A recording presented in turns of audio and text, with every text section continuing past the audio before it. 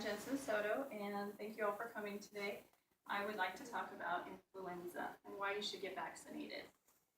Every year, 200,000 people are hospitalized from influenza, and 5 to 20% of Americans get the actual influenza virus, which is a respiratory tract virus. Every season is different. Early on in the year, between 9 and 10 months ago, the CDC goes to China to study the mutation or the virus that's there currently. They come back to the US and they make a vaccine for the influenza virus for us here. If you get the influenza virus, it is possible to die from it. It is a very severe respiratory tract illness. It usually lasts 7 to 14 days, and you're hospitalized usually and can die. So if you're vaccinated, fewer people will get the vaccine. Fewer people will get the virus, and fewer people will be exposed to it from being spreading.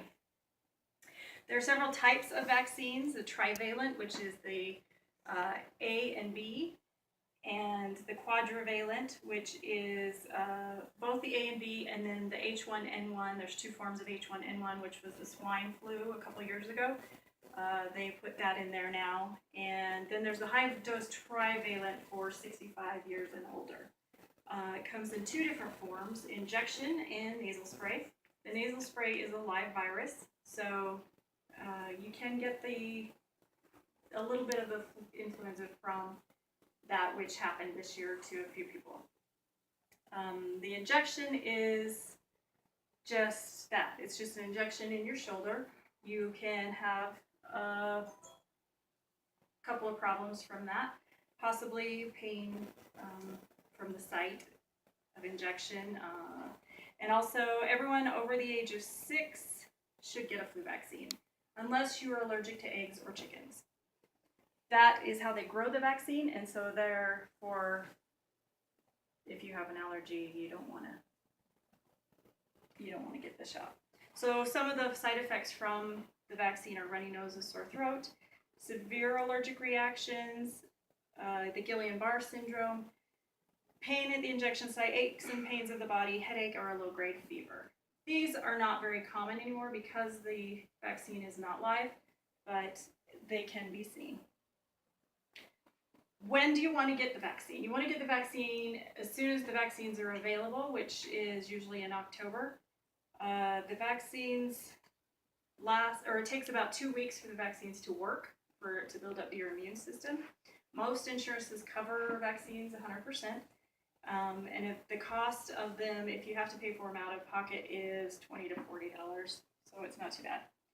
And once again, if you have an allergy to eggs or chickens, you don't want to have the vaccine. Any questions?